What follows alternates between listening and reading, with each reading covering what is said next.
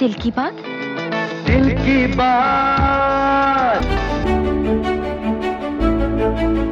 आदाब नाज़रीन, मैं हूं इरफान अहमद और जैसा कि आप जानते हैं कि हमने एक नई सीरीज पॉडकास्ट की शुरू की है जिसका उन्वान है दिल की बात एवन टीवी के साथ। इंटरव्यू में हमेशा एंकर सामने वाले को अपने सवालों में घेरना चाहता है, लेकिन पॉडकास्ट में ये चाहता है कि सामने वाला अपने दिल की बात और जज्बात क्लियरली व्यूअर्स के सामने रखे। पिछले एपिसोड में आपने देखा कि रायचूर के नौजवान कायद रवि बोसराज के साथ हमने गुफ्तगू की थी। इस मरतबा हम एक ऐसी हमारी शख्सियत को आपके सामने रखने जा रहे हैं जो किसी एक शोबे में नहीं बल्कि कई शोबों में अपनी नुमाया खिदमत अंजाम देते हुए कौम मिल्लत को तरक्की की राहों पर लाने के लिए कोशिश कर रही है। मोहम्मद इकबाल MIC साहब के नाम से मशहूर हैं। तो आप बिजनेस के साथ साथ ऐसा सियासत में कैसा है? सियासत में क्या है, डिस्ट्रिक्ट प्रेसिडेंट हमारे खलील खान साहब को बनाया गया और BSP का सिटी प्रेसिडेंट मेरे को बनाया गया।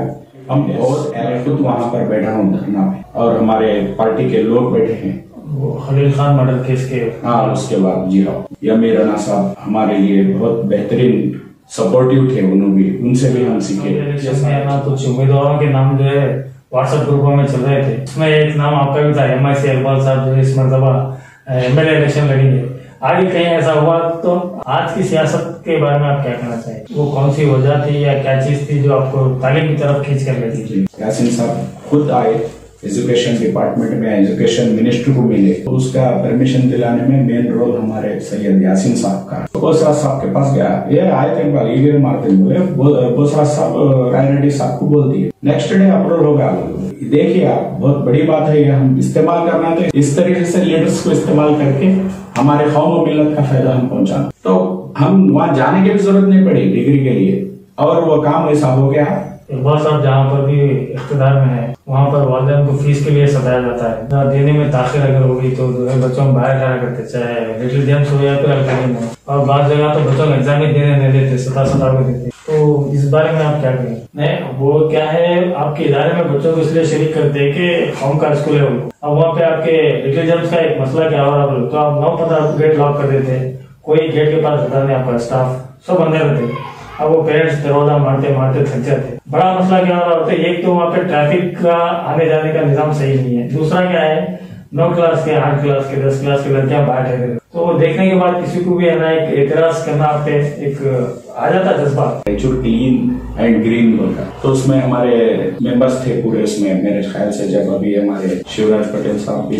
थे उससे पहले उसमें मेंबर। तो हमारे यूनिसार अहमद साहब से भी अच्छे ताल्लुकात है, सहारा कैरियर गाइडेंस मिस्टर जमीर अहमद खान साहब से भी, CM तक भी हम मिलकर इंशाल्लाह कोशिश करेंगे। तो आप जिक्र कर रहे थे विद्यानिधि का और मौलाना स्कूलों का, साथ ही साथ आपकी अच्छी तरीके से जानते हैं कि हमारे रेक्यू में सबसे कदीम अखिलती तालीमी इदारा है न्यू एजुकेशन सोसाइटी, उसकी बेहतरी के लिए आप कभी कोशिश नहीं करें? अल्लाह ताला हमारे समझ साहब को जन्नत नसीब फरमाए और उनकी भी बहुत मेहनत रही। तो हजरत किबला के कुछ पुराने मुरैद का यह कहना है कि हजरत किबला जब से अलकरीम कॉलेज कायम करे तब से बदल गए। पहले जो है हम आसानी से मिल जाते थे, अब इकबाल भी हाईजैक कर लिया, उनसे मिलना है तो पहले इकबाल भी परमिशन लेना पड़ता जी परमिशन लेना पड़ता है। कहाँ तक उनका एकदम दुरुस्त है? जैसे कि आप जमीयतुल उलमा से भी जुड़े हुए, जमीयतुल उलमा बड़ा फंक्शन भी कराया था महिला समाज में। अच्छा, ये शाहीन बाग का क्या एहसास ये NRC का कि उसमें आप पर केस होने की क्या वजह है, आप पर और दीगर 27 अफराद पर? ये तो ऐसा मामला हुआ कि करे कोई भरे कोई, तो ये छोटा है, असर होता है। जिस वक्त आप खलील खान के पीरियड में जबरदस्त एहतजाज करते थे उस वक्त कोई केस नहीं हुआ, इस बार आप कुछ करे नहीं, केस हो गया।